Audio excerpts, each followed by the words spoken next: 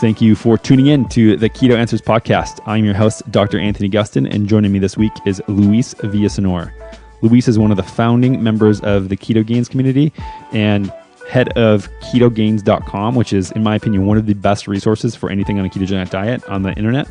I learned from them, 5, 6, 7 years ago reading their content, and just tremendous amount of information covered in this episode.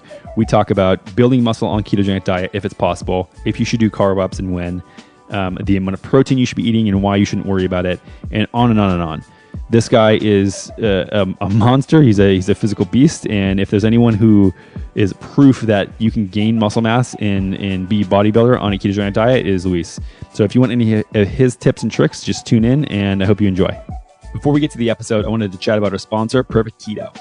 Perfect Keto is all about making a ketogenic diet healthy and accessible. Whether you're reading all of our online guides or articles or enjoying Perfect Keto's exogenous ketones or any other keto-friendly products, everything you need to make keto work for you is at perfectketo.com. I know what you're thinking. Hey, aren't you the founder of Perfect Keto? Yep, that's right. And all of my insanely high standards have been put into making each and every product. My background as a functional medicine clinician helps me craft the cleanest and healthiest possible products and best information about a ketogenic diet. Head on over to perfectketo.com to learn anything you need to know about the ketogenic diet. And if you've never tried any of our products before, feel free to use the code KETOPODCAST for 20% off your first order. With that being said, let's get into the show. All right, Luis, thanks for being on the show. Hey, hello, Anthony. Thank you for having me. I've been reading your stuff for a very long time, before even I started Perfect Keto. And you guys, you and Tyler and the Keto Gains community have been kind of at the forefront of this for a very long time. Can you just kind of explain to people what you're doing with Keto Gains, how it started, and how you got into this whole thing? Sure. Well, it's quite a long story, but the abridged version is that, I think most everybody, I was fat or overweight as a kid. I decided to do something about it. I did a traditional thing, counting calories, doing lots of cardio. Didn't work that well, even though I did drop a few pounds. But I didn't really know what I was doing. I was I was a kid in the 80s. I'm almost 41 years old. So I was very influenced, by comic books and Arnold Schwarzenegger, etc. So I wanted to look like those guys. I said, what do I have to do to look like them? So I started strength training, like I think most everybody in their dad's basement. I started to buy fitness magazines, try to understand. And this was a time where there was basically no internet. So everything that I had to learn was either by magazines, which, as you know, normally they don't have the correct information. And then eventually I transited to buying some biochemistry books, nutrition books, etc. So I could say that I'm a self-made fitness nutritionist in a way, even though now I have certifications and studies and everything. So I started basically experimenting on myself, and eventually this led me to a low carb diet, which is what most bodybuilders use for contest preparation. And because I came with a fresh mind, so to say, I was really not full of myths or paradigms in regards to nutrition. So I was not like, you need carbs to train. Like, I just did my thing. And eventually I started to get results. And people really, I never knew that I was doing keto. Like, I was just doing a traditional bodybuilding diet, but my diet was very low on carbohydrates, adequate on fat, eating whole foods.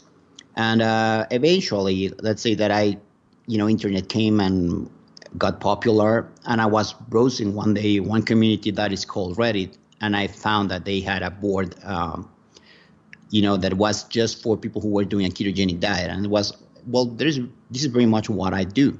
And I remember that there were some guys questioning about strength training on keto. I started commenting, helping them. Then when I posted my pictures, we were like, whoa, so you can actually do the bodybuilding thing on keto. And was like, yeah, this is what I do. And, got a lot of questions. And eventually, from answering a lot of questions and then doing more research on my own, I decided to build a frequently asked questions board, which over time it became the Keto Gains Wiki. So it's like, if you print it, I'd say right now would be 300 pages worth of knowledge, which we try to review and update every now and so on, like to keep the most updated research. So we use a lot of science and evidence. It's not just the it works for me thing. I try to keep everything very ground based, easy to explain, but we always try to double check evidence. It has to be everything that we recommend has to have a ground on science and not just on one, with one version. It has to be actually something that is proven.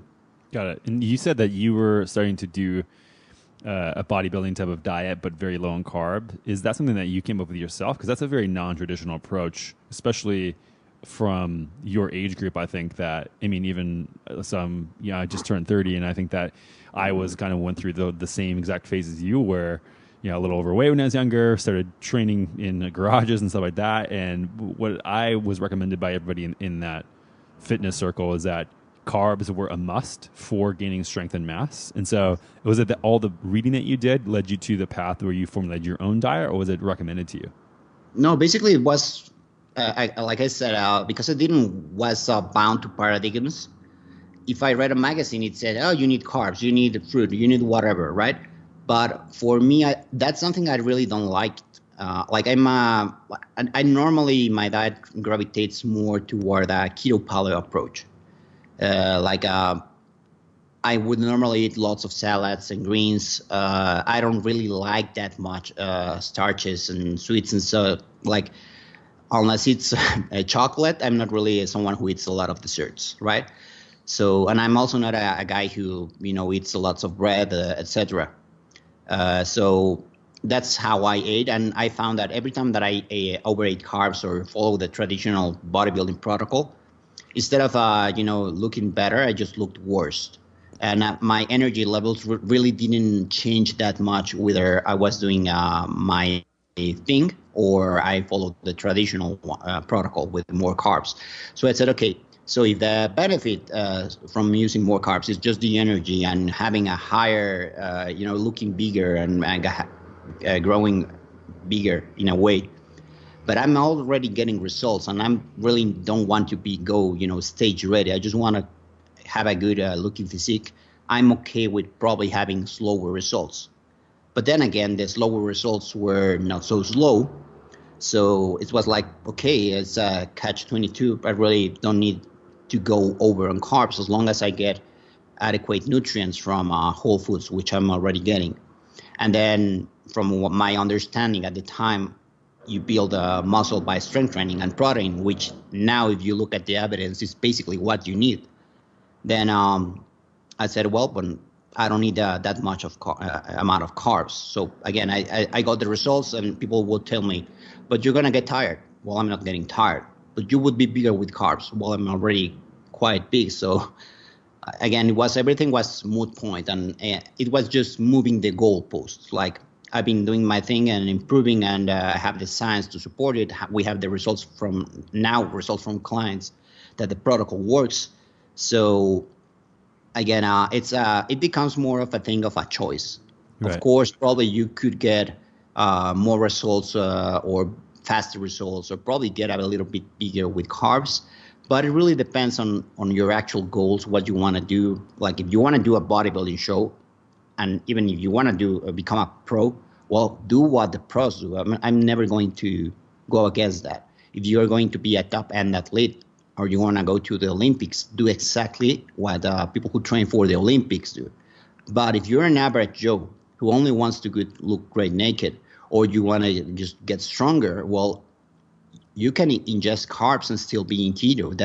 There's a protocol called the target ketogenic diet. And the thing is that people confuse the amount of carbs they actually need to train.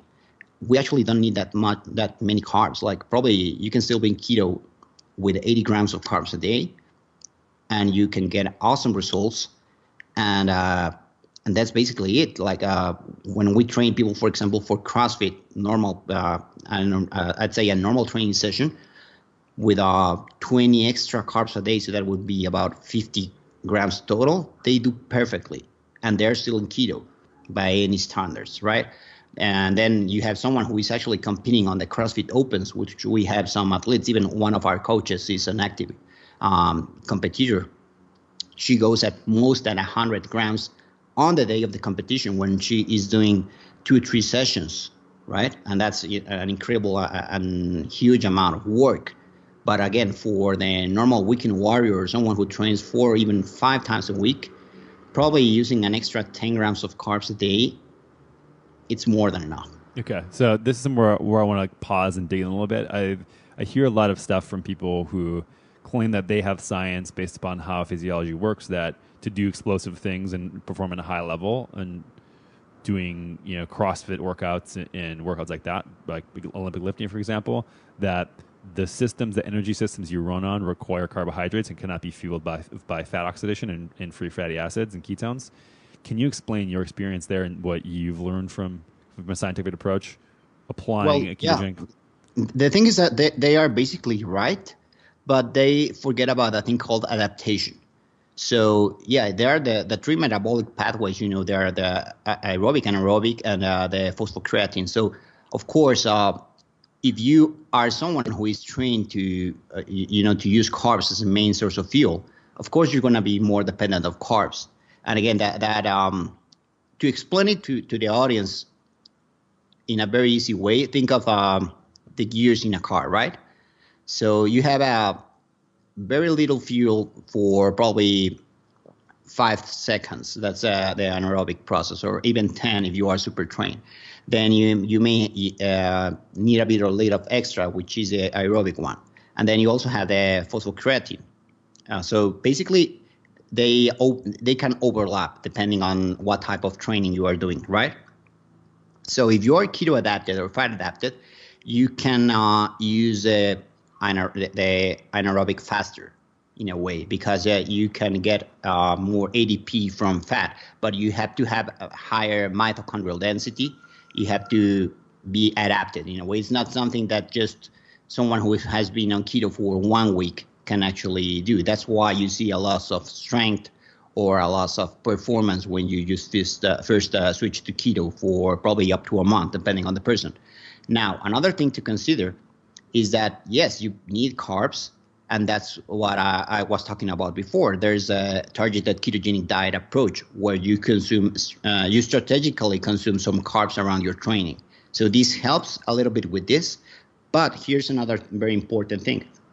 Apart from the energy pathways, the main issue with energy on ketogenic diets, especially at the start and especially for very intensive training, apart from glycogen or carbs, is sodium intake. And that's something that it took me quite a while to get into Rob Wolf's head.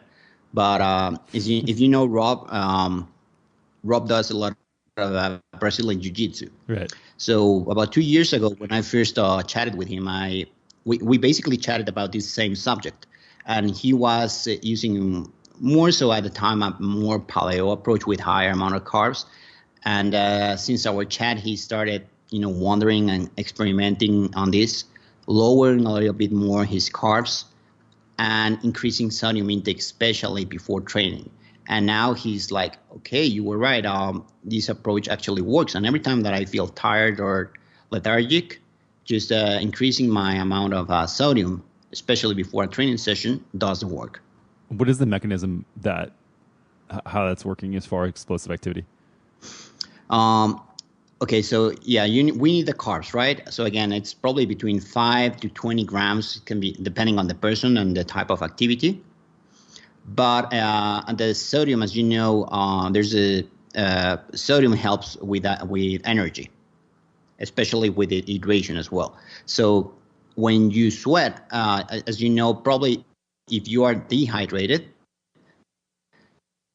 as much as 40%, even 60% of performance. So when you start keto, or if you are doing keto for quite a while, but you have not really tackled this subject, you lose a lot of water and electrolytes actively. So that's something that you have to be supplementing and reviewing. And some people really don't feel anything, but some people get hit very hard with what is known as the keto flu. and this affects a lot of performance. So people think that electrolyte things is just for probably someone who does keto, like we know it. But if you actually take a look, that's why we have Gatorade, right?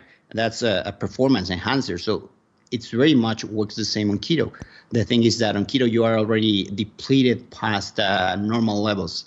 It takes quite a while, like I'd say years, for people to get that sorted off, or adapted. Like, for example, in my case, when I started keto, I also felt the same and started making my mix of, I would call it the Ketorade, which is basically, I bought Powerade Zero and then I added extra sodium to it, and it made me feel incredible. And that's something that I keep doing more so with a natural way. And I sometimes use Powerade Zero, sometimes I just make my own mix. But, for example, I do add sodium to my coffee, especially before training. Got it. And that helps immensely. You can actually feel, this is not something psychosomatic, but you can actually, it's something that you actually feel. It's very much like, you can last longer in your training, or you need less rest between sets. Right. And so what I heard is essentially two different things from people who are a little skittish about this topic. Is that one, it takes actual time. I think this is one of the things that people don't understand when they just think about a ketogenic diet. They think that if you register blood ketones in 2 days, that your body should just be using them. But what I like to explain to people, and I'm sure that you do the same thing as you just kind of did, is that your metabolic machinery actually needs a change. Your mitochondrial density needs to change. Your mitochondrial efficiency, receptors on cells to take ketones into the cell to use for energy needs to change. And so there might be a dip temporarily. In this first phase, do you recommend people, for instance, go completely ketogenic and not do any kind of cheat meals or any type of carb ups? What I've noticed is people in the first month to 6 weeks go very strict. They have more of a metabolic flexibility for a longer period of time following that, rather if they were to just do a week here, a week there, a week here. Have you noticed a similar thing? Well, the thing that happens is I will answer this in two parts. The first thing is that people confuse having ketones in their blood or in their breath or urine with being in ketosis, and right. It's not necessarily true all of the time, right? So this is an example that a friend of mine came up with, and it's so far for me the best way to explain it. Measuring like fat loss, for example, with the amount of ketones you have in your blood or breath or whatever measuring system you're using is very much like determining the speed of your car by using the gas gauge. So what this means is people normally do keto, or most of the people start doing keto because they want to lose body fat, right? There are, of course, other objectives like increasing mental focus or treating a neurological disease or whatever. But most of the people who are doing keto or are attracted to the diet is because they want to improve body composition. So they think, or they've read, or they falsely understand that the higher ketones they have, the more fat they're burning. And that's not necessarily true. Ketones are just a source of energy. So when you start the diet, it's very normal to have higher ketones. And this can be due to various factors, but usually it's because your body is actually at first not really well adapted to using the ketones. So you produce them, but you waste them. So you have them, for example, in the urine. That's why a lot of people see purples on their pee sticks when they start the keto diet. But eventually in 2 or 3 weeks or even more, they start to be less concentrated. And they think they're doing something wrong, or deviating from the diet, whatever, when probably they're doing everything correctly. And what happens is that the body is using them more actively. So of course they're wasting it. They're getting wasted less. The same happens with breath. On the other hand, on blood, it takes a little bit longer. But again, the amount of ketones you may have in your blood depends on various factors. One would be the amount of fat you are actually ingesting. Another will be the amount of body fat you have. And then also if you are exercising a lot. Because again, ketones are a byproduct of fat metabolization, and this fat can come either from your own body fat or from ingested dietary fat, right? So this is the first thing I would explain here, that having high or lower amount of ketones does not necessarily determine whether you're losing fat. Then another is in the case of strength training or performance or whatever, again, if you are ingesting enough calories, especially nutrient-dense calories, some people have experienced, especially those that have been doing keto for quite a while. For example, myself, Tyler, Rob Wolf, Mark Sisson, and many others that I've talked with that are into strength or performance and have a lowish body fat level all year long. They seem to be always on the lower spectrum of ketone levels by blood. And then again, why? Because you have a lowish body fat. You are not really overeating huge amounts of fat. You're just, maintaining or eating what you actually need. And then because your body is quite adapted at using the ketones as fuel. So basically, just as about the time you are producing them, you're actually using them. So there's really no buildup of them. Right. And it doesn't matter if you eat super high protein or you eat low protein. We've all of the people I mentioned done experiments where we eat 250 grams of protein a day, or we go as low as 50 grams. I've done that myself, and I have the same amount of ketones on my blood always. It doesn't matter what I do. I'm always between 0.6 up to 0.8. Unless I probably fast forward 2 or 3 days, I would get a little bit higher, or if I use exogenous ketos. But outside of that, that's basically, or that has been my threshold for the last, let's say 3-4 years since I really started checking with blood. Right. That's exactly my levels too, no matter what I do as far as ketogenic diet. Unless you said, like, if I jack up the MCTs, if I do some exogenous ketones, it bumps up above that. But I am pretty much right in that 0.6 to 0.8 range, no matter what I do.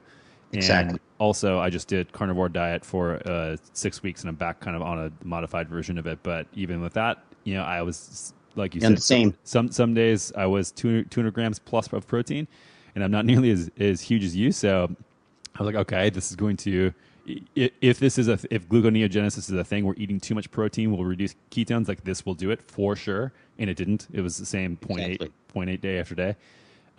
So, okay. This is really good information. Also a very interesting topic regarding gluconeogenesis. People think that if they eat, protein, they will automatically turn into chocolate cake, and they will drop out of keto, or they will start getting fat. And again, this is also why we changed our tagline a few years ago. Like, we are ketogains, but we really don't chase ketones, because it becomes moot point. Like, people come with us because they want to improve their health and the body composition. So we are going to put them on a protocol that, yes, it's going to be keto for most people, but it's going to get them results. We are really not going to be worrying if they have a 1.2 millimoles of ketones in their blood or whatever, because we have that question all the time with especially new clients.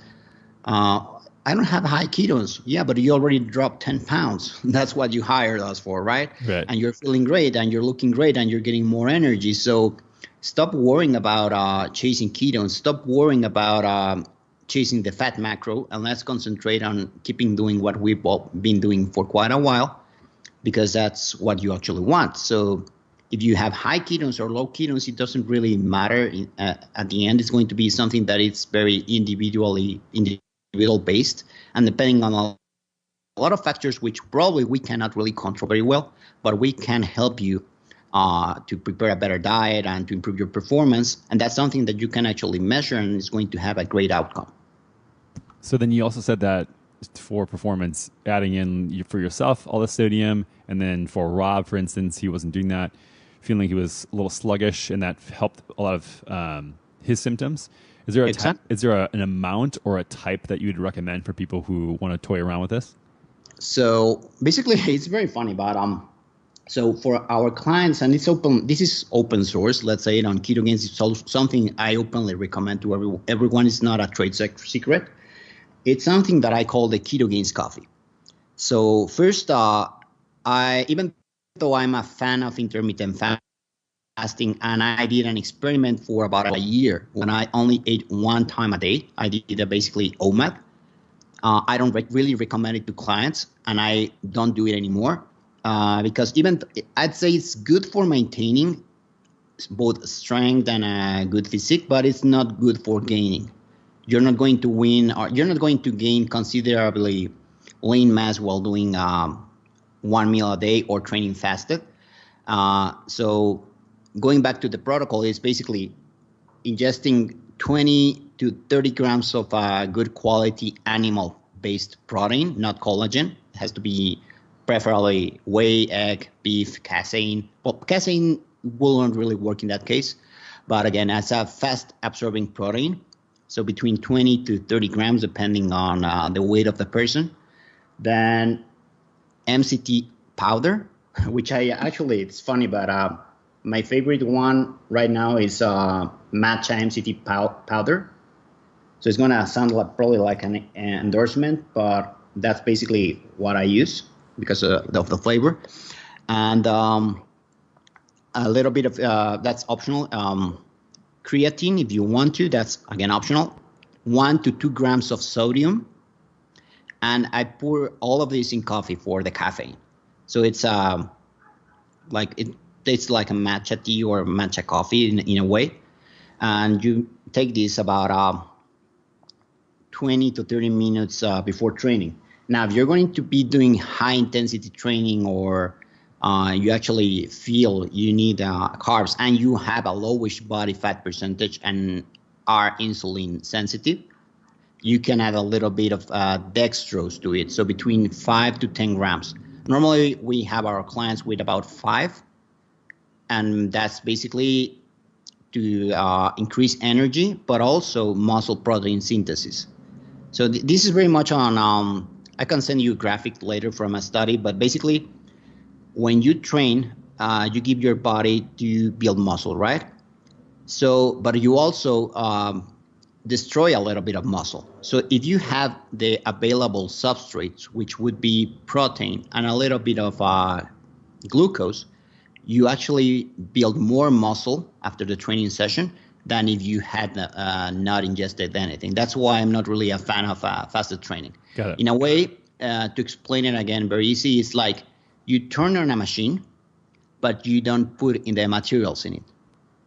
Basically, that's how it happens. Right. And it's better for the net result to raise a little bit the insulin before you train. That's also one of the ideas behind having the protein before and also a little bit of carbohydrates, not just for the energy thing, but to raise a little bit insulin. Because people think, oh yeah, carbs are necessary, like we talked at the beginning, to build muscle. But in the end, it's not really the carbs, it's the insulin. And people forget that protein itself also raises insulin. So then it makes the carbs redundant. Right, exactly. And I think that people don't realize that even fat to some degree raises insulin. And like I think combining those two things, like you said, 20 to 30 grams of protein, 5 to 15 grams MCT oil. Exactly. I think that's enough, and maybe even 5 to 15 grams of dextrose, probably if you are doing that's more stuff. than enough. And here's the deal. Even if you are eating at a deficit, this shake would probably give you between 150 to 200 calories. And that's more than enough to actually get you enough energy to build muscle. People think that when they're, going to build muscle and say, I'm going to do a bulk, and they eat 1,000 extra calories. 6 months later, especially talking about the pros, you look them and they're in the dreamer bulk, right?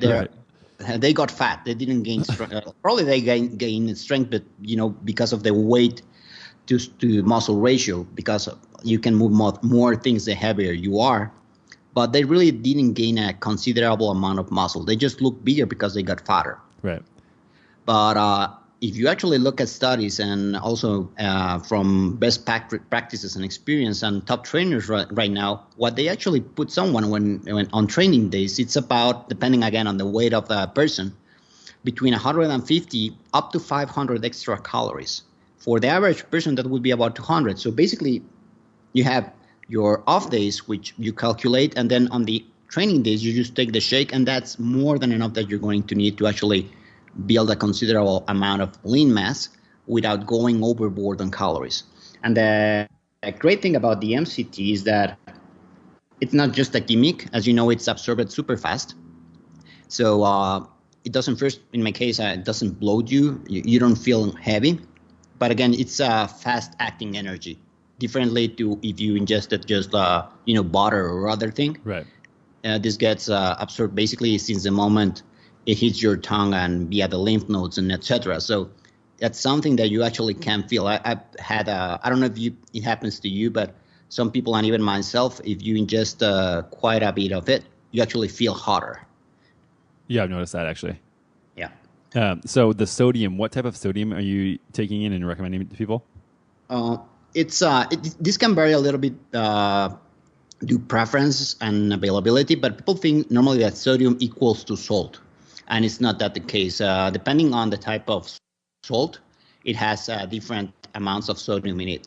So if I recall correctly, for example, Himalayan salt would be about 45% of its weight on sodium or something like that. Don't really quote me on that. Sea salt would be a little bit less, I think. I don't know the numbers by heart, but they go about like that. I myself use either Himalayan salt or right now I have a batch of Peruvian Mara salt, which is very much like Himalayan salt. I like that better because of the available minerals it has. It's not just sodium, but it also has a lot of other minerals. And I like a little bit more the taste.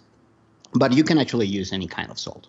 So I use either that, and I also add a little bit of Morton's low salt or light salt, which is basically potassium. That helps a lot as well. The taste is milder, but it's basically more potassium. And this is something important that people have to understand. It's not just adding sodium. Adding a little bit of potassium, but not from pills, just from this kind of salt, also helps a lot, because I also remember that there's a thing called the sodium potassium pump, and that's very important for cell hydration. Great. And so are you doing 1 to 2 grams of the salt or 1 to 2 grams of calculated sodium, so 2 to 4 grams of salt? So in this case, I say people to experiment. So what we normally suggest to our clients is to aim for 5 up to 7 grams of sodium throughout the day. And 2 of them would be ingested in the pre-workout if it's very hot, if they are tired, if they feel they actually need it. That's what I myself do. I try to get about 1 to 2 grams of sodium before training. You can either add that to the mix or just have it as a salt shot before. It really depends. People may not like the taste. I sort of grew accustomed to it, so it really doesn't bother me. Okay. And so you said this is perfect for gaining mass and building muscle. What about for people who, when they work out, their intention is to lose fat? Or do you have any concern about that? Would be very much the same. In the case of people who are just going to be focused on losing body fat, of course, first, don't use the extra carbs. You don't need them here. Let's focus on losing body fat. Just use the protein. And you can use the MCT oil probably between 5 to 10 grams.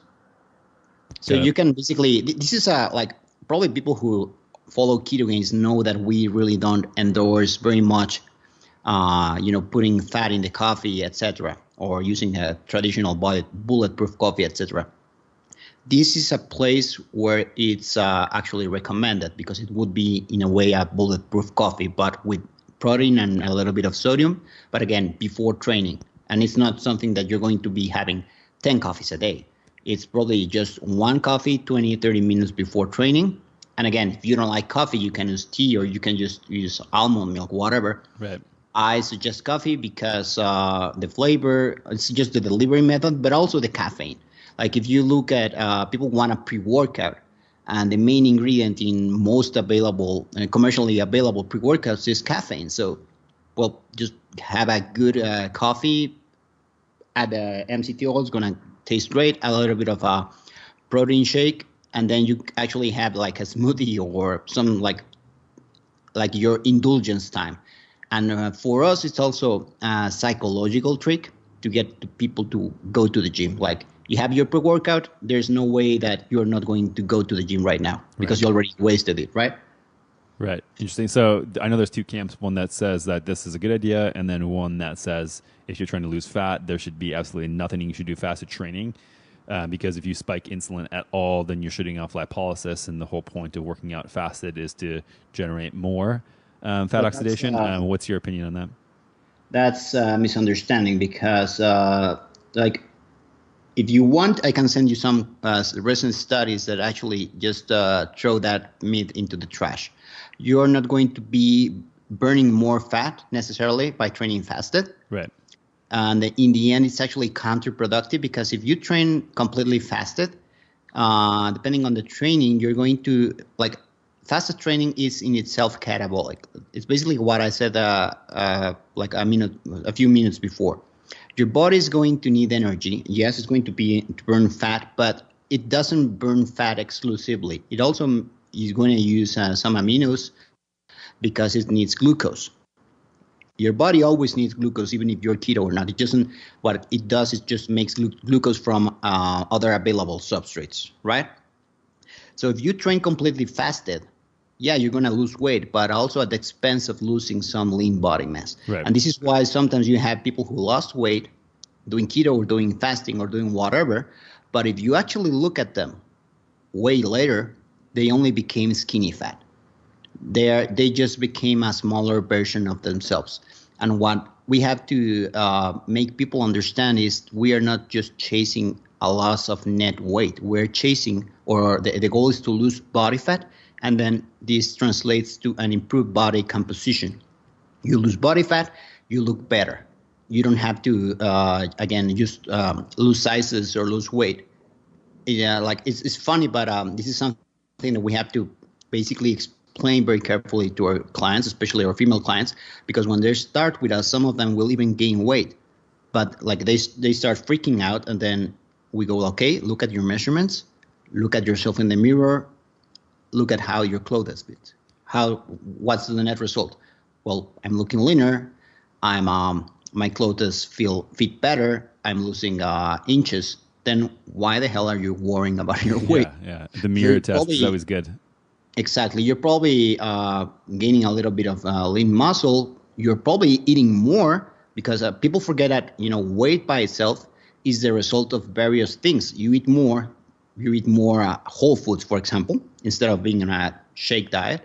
Of course, food weights. It's not like once it gets in your mouth, it evaporates. No, like if you eat, 200 grams of meat, and you weigh yourself later, you're going to go up by 200 grams. If you drink 1 liter of water, you're also going to go up on weight by about 1 kilo or so. So people forget about those little things and they start freaking out and forget about actually looking at the results. It's not just weight. We have to look at the whole picture and then do a proper assessment. Yeah, as far as the two camps are concerned, fasted and non-fasted training, I've always been on your side as far as in my understanding and my hypothesis around is that if you support lean tissue growth and maintaining and building muscle mass, that not only in the gym, but if you have more muscle mass, you're going to be able to move more weight and have more intense workouts. You're going to want to do more things throughout the day. That tissue is more metabolically demanding. And so investing into building lean mass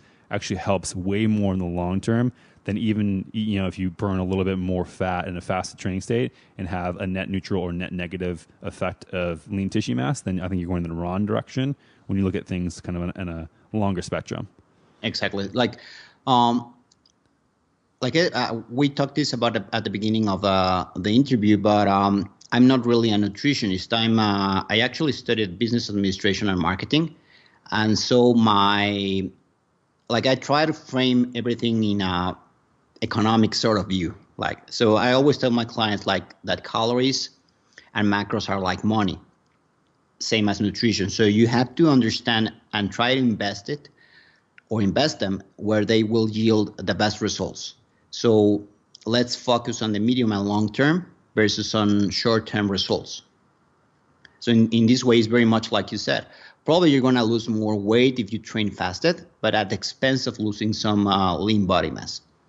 If we actually, like just by ingesting the 20 grams of protein, you're going to give your body the substrate to either if the body wants to use a little bit amino acids, they are there, but it's not going to use your lean muscle to get the glucose or to get the amino acid it needs, right? So in the end, probably you're going to lose a little bit less weight, but in the medium term, in the long term, your basal metabolic rate is going to be more active, your NEAT is going to be more active, and thus you're going to be burning more calories passively just by sitting on your butt all day long, and you're going to look better, and that's what you actually want. Exactly.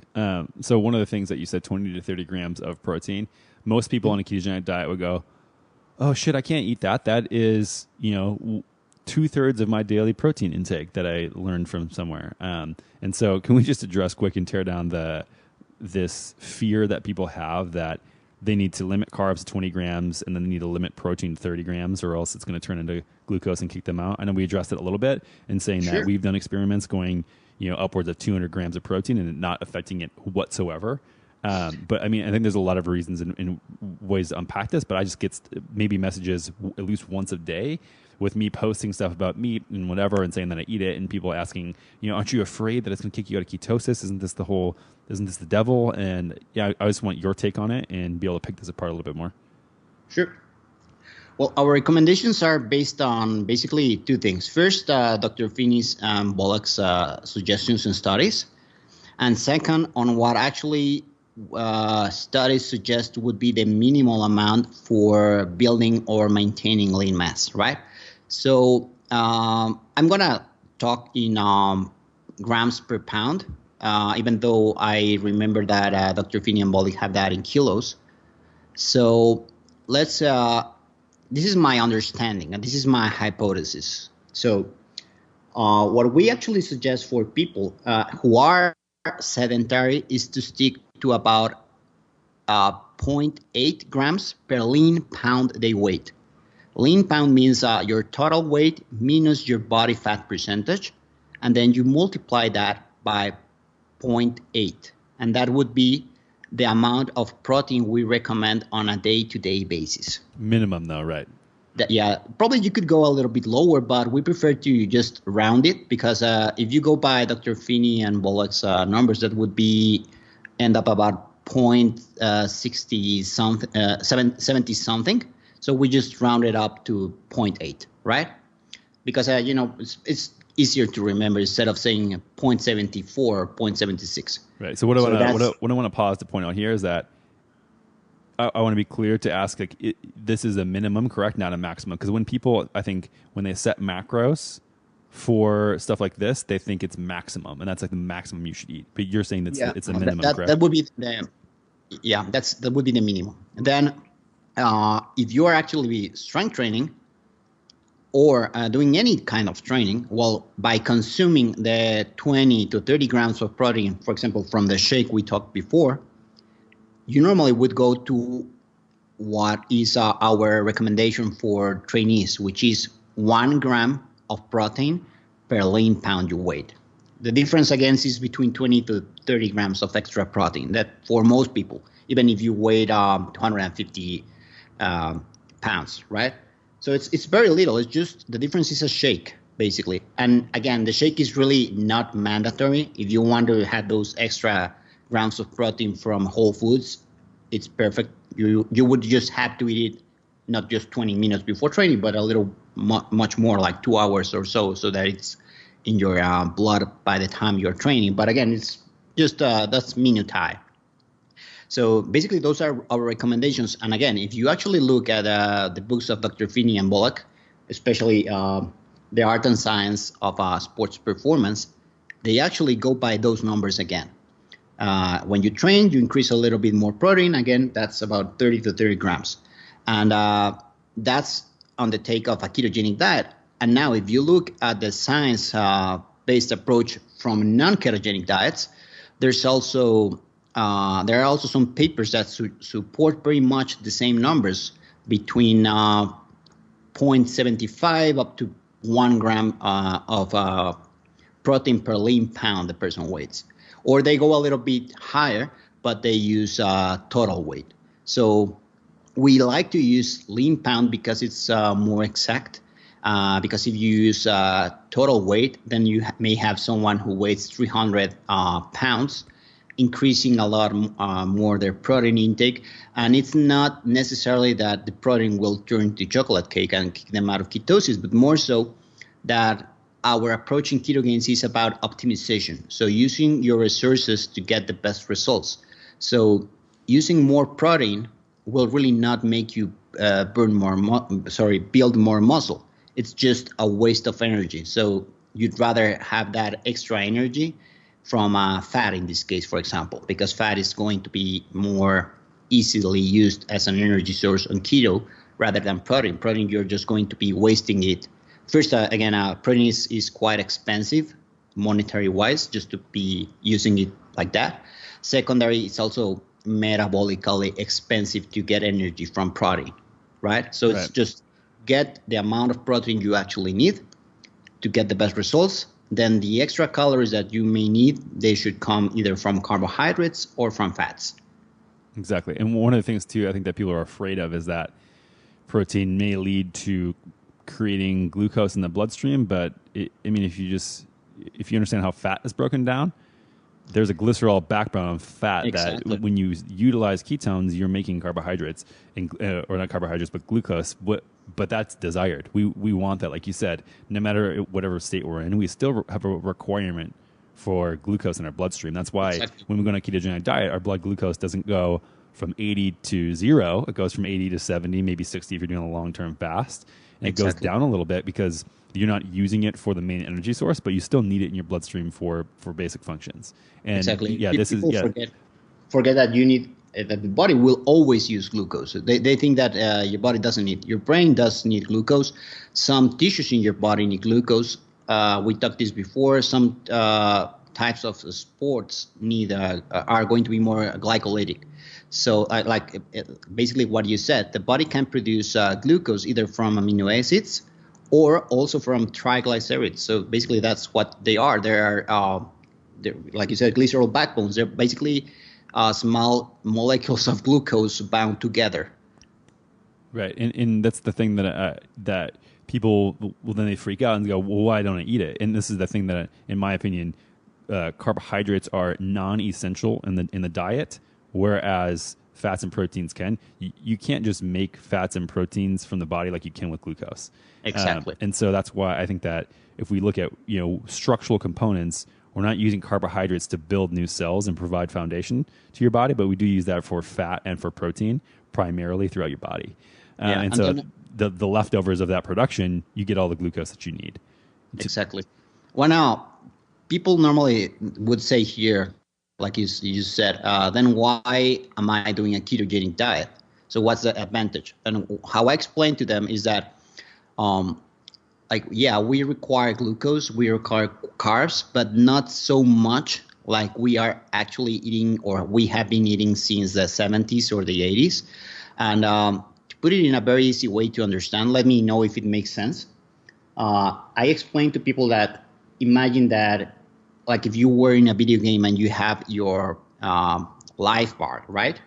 So you have your, let's say your protein bar, your carb bar, and your fat bar. Those are the energy sources in a way. So right now, in this day and age, people overconsume carbohydrates. So you actually always have your carb bar filled. You're never going to use your fat bar ever if you always have your carb bar filled. People who are metabolically flexible can use both at the same time. People who have insulin resistance or who have become insulin resistant or who actually eat all the time, especially carbohydrates, they're always filling up their carbohydrate bar. That's why it makes it very hard for them to lose weight because they're always using the energy from the carbs and they're not actively using the fat. They're just accumulating fat. And even if you look right now at the food that is available, or a lot of the food, it may go like it's zero fat or very little fat, like, or low fat, but it still has 1 or 2 grams of fat in it. And what happens is that people overeat on those foods because they think they're fat-free. They're getting lots of calories from the carbohydrates. Again, they're filling up their carbohydrate bar, but they are also filling in a way their fat bar with 1 or 2 grams that are accumulating and are never going to be used. So what would you do, or the advantage of a ketogenic diet in a way, is that you deplete this carb bar so that you can actually start using your fat bar. I don't know if it makes sense, or I just, went overboard. No, it totally makes sense to me. And this is the thing, like the switching back and forth. People think that they need constant energy from the glucose, and you're gonna get some production from that from your fat metabolism. So as you start using fat, you will generate glucose to be used. And I think that this is important to highlight for people. One of the things too that I wanted to ask quick about carbs is that in the community that I've seen from people who do bodybuilding and do a lot of weightlifting or strength training and have never done keto but think that they're going to try it, start off with doing like 1 or 2 time week carb ups where they do like 200, 300 grams of carbohydrates. What is your thought on that and how that affects either gaining lean muscle mass or performance? I think from experience that it's counterproductive. Right. When I started keto, I used to do that, the carb loads. I started doing that cyclical ketogenic diet. And from my experience, and now also again based on research, what happens is the following. Physiologically, you're going to feel very much like shit because especially when you're new to keto, you may take 2 or 3 days to get into ketosis. So probably, let's say that you start on Monday. You're going to be really in ketosis by Tuesday, for example. Then comes Saturday and you do this big carb load. Again, you have to deplete the carbohydrates mainly from the liver to a point to start generating ketones. So again, it becomes like a cycle where first you're just going to be in keto for 1 or 2 days at most, and you're going to be carbing up. So first, regarding the carvings, people think that it's eat pizza and ice cream and whatever, like a cheat meal, and it should not be like that. A proper carb load, speaking for bodybuilding or even other types of training, is just eating very low fat and high carbs. And you actually have a protocol where you start probably with fructose as to stop ketosis immediately, and then add probably high glycemic carbs and then starches as they go along. So it basically becomes like a rice and chicken diet, or probably even some starches or so. It really depends. But it's not like the most palatable diet. It's not something that people actually look up to. It's, again, not ice cream and pizza and such. Right. So that's a proper way to do a carb load. But again, the carb load should not be done every weekend. Like someone who is new to keto should do strict keto for at least a month. And then probably once, if you review that the person is a little bit adapted, then you can probably do 1 carb load a month, or probably 1 every 15 days. In my experience, what happened was precisely that. I started doing it one time a week. Then I really didn't find it. First, I didn't like it. Second, I really didn't feel that much difference energy-wise. So I started like spreading it to every 15 days, then every month. Then I basically forgot about it. And that's why I said, I don't really need carbs. I feel worse with them. So like if I want to have like an off day, I would have it. But it's like, I still do, it's probably like 5 or 6 times a year, and they are very much planned. And it's, again, for a meal, probably not just for 2 weeks or one whole day, right? But it's not really for the sake of carving up. I really don't do that, and I don't recommend that. Okay. And then, again, even though if you're adapted, there's a thing, as you know, there's this thing that people say about keto, that they are muscle sparing, right? so that you actually you don't lose muscle when you do a ketogenic diet, because ketones are muscle sparing. So that's true in a way, but only it happens only after you are sort of adapted. When you start the diet at the start, you actually do lose a little bit of lean mass because your body wants glucose, as we said before. Your body doesn't know very well how to use ketones for fuel. So what will your body do? Well, it will take a little bit of glucose from amino acids. And where does the body get the aminos? From your muscles. So what happens if you do a cyclical keto diet at the start? Your body is not adapted, so your body will take a little bit of aminos from the muscles. Then you start keto, your body doesn't because your body is not very well adapted to using ketones. It will take a little bit of aminos from your muscles. Then if you go in and out of keto this way, basically you are never going to be adapting. And again, you're going to be using a little bit of your muscles here to obtain glucose. Otherwise, if you actually let your body adapt for a few months, probably you could do a keto diet, but a cyclical keto diet, but very much like I said, probably do a carb load every 15 or every 15 days or once a month, not something that you do every weekend. Right. And so in the end, it's counterproductive for bodybuilding to actually do the carb loads, especially at the start. And this is actually, there's a study on this that was first done on the University of Tampa. I don't know if it's published yet. And there's also a second study that corroborates this that was done, I think, I don't remember. If you want, let me, I'll research and send the notes later. But I think it was in an university on Norway. I'm very much it was there. Yeah, I know what the one in Florida with so Ryan Lowry did that one, yes. Right? And yeah, I was chatting with him about it, and he was saying that it was a pretty remarkable strength and size decrease when doing the carb ups. Mm-hmm. And I mean, it makes a lot of sense, especially how you explain it. Your body in the beginning is kind of confused. The way I go about it is I just let life decide when I'm going to have carbohydrates, and I don't freak out about it. So, for instance, I had a dinner last night with a friend, and we had a lot of sushi, and that was just I haven't eaten carbs in maybe 2-3 weeks, and I probably won't again for another 2-3 weeks. But I woke up today, I trained in the morning, I felt fine, and I think that now I have the ability to use both of these fuel sources and not freak out when my body has one or the other. And like you said, maybe once a month, maybe twice a month, but I just let life decide whenever that is. Exactly. Instead of trying to plan it out like, oh, every Sunday I'm going to have 150 grams of carbs, or else my training will suffer. Yeah, if you do that, you actually become a slave to the cheat meals. And I have had clients like they're thinking, it's a cheat meal, and they're looking forward to it being Sunday or Saturday for the cheat meal. It doesn't work like that, especially if you have a lot of body fat to lose. It's just concentrate on the now and on following the diet, and think of the food that you can have versus the things that you cannot have.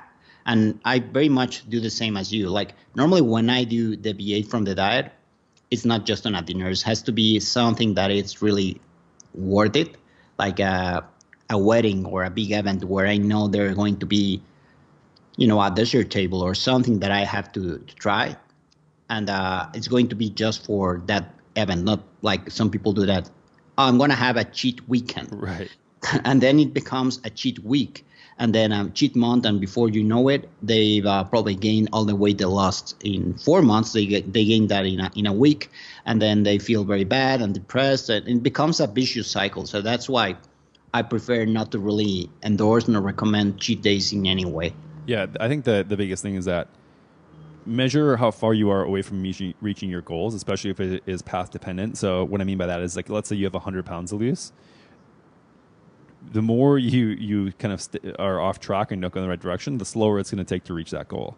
That being said, though, I also don't ever recommend people to beat themselves up if they want.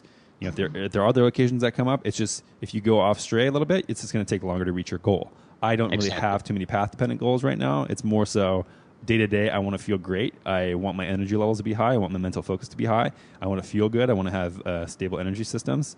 So that's why I do it. And so for me, if there's a day here or there, it doesn't throw me off. I'm already I pretty close to where my goal is, which is just to feel good and not be overweight again, and I'm reaching those goals right now, and it's a great thing to be stable. But it's not like something where, you know, in 3 days from now, if there was a situation that came up, I would just know and understand for myself that, okay, tomorrow maybe I'm not as sharp as the day before, and that's a consequence of this, and not beat yourself up about it or feel guilty if that happens.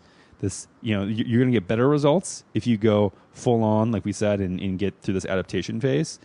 But also, like, you can still get results over the long term if you know, instead of feeling guilty like you made a mistake or you fell off the wagon and it's hopeless.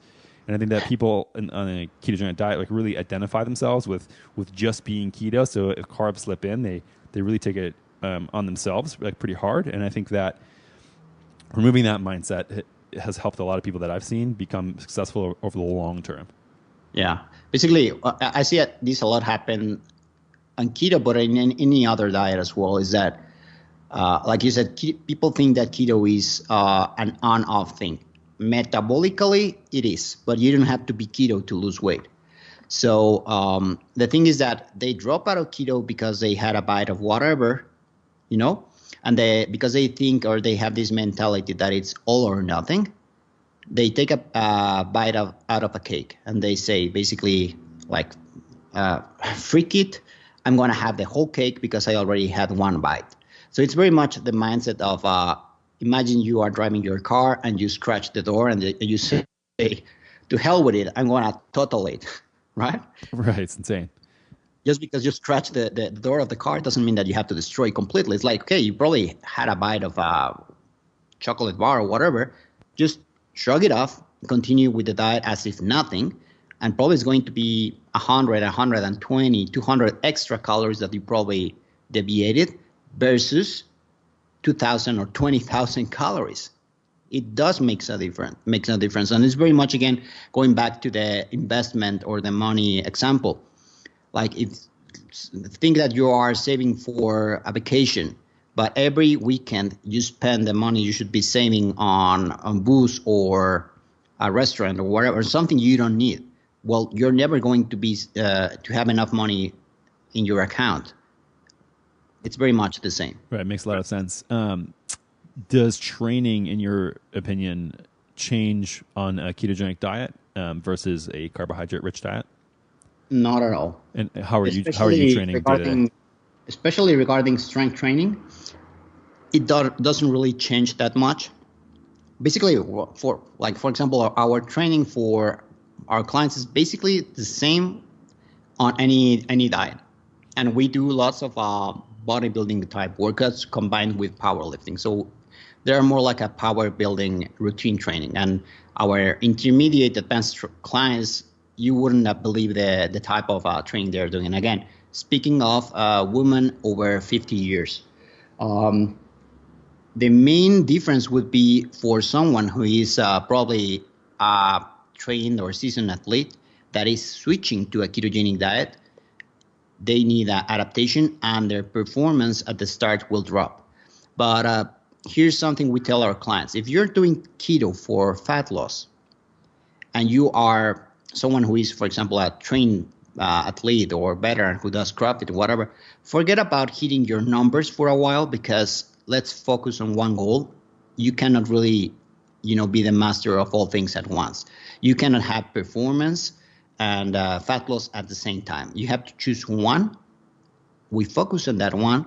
And then once you get to a desired body fat level, then we can start recomposition or increasing performance or whatever your goal might be. But first, we drop the weight. Like we have someone who is, for example, a female. She's over 35% body fat and wants to keep her marks, but also wants to be toned. Like, forget about performance for now. Forget about being on par with your teammates or whatever. Let's train this as off season, and let's concentrate on losing fat. And you're going to be in time, this is going to improve performance as well, because you're going to be carrying less dead weight. You're going to feel better. You're going to look much better, and then we can change goals. But you cannot really maintain the numbers you have when you're going to be, for example, on a deficit or when you're starting keto. It makes a lot of sense. What does a day-to-day look like for you as far as nutrition and timing and training? In my case, what I do normally is I wake up, I have a coffee. I normally eat after 11 or 12, have some eggs. Basically, that would be my first meal. Then I wait about an hour. I train normally for about 2 hours. Again, a combination of powerlifting and strength training, well, of bodybuilding style workout. After training about 2 hours later, I probably have another meal, and likely before bed, I'd have another meal. So normally not necessarily before sleeping, but normally I do between 12 to 16 hours of fasting, sleeping plus my first meal. And that's basically how I work. And I basically eat whole meals, lots of green vegetables, chicken, beef, some pork, eggs, salmon, sardines. Those are my staples. So as far as fat and fat levels you're getting in, is it mostly from animal products, or how are you getting in the bulk of your fat? Fat mostly comes from the one that is naturally occurring in fats. In my meals. I really don't. I'm not a fan of adding lots of fat just for the sake of meeting fat macros. Right. I like Yeah, it. probably from MCT that comes in my coffee in the morning. I add the MCT, the matcha MCT, on my pre-workout shake. Also, it may have a little bit of MCT. Like I said, I eat salmon and sardines, eggs. The meat that I eat is either lean or has some fat in it. So in the end, depending on my current objective, I may end between 70 up to 120 grams of fat a day. I'm not even though I may look big, I'm not really a super big guy weight-wise.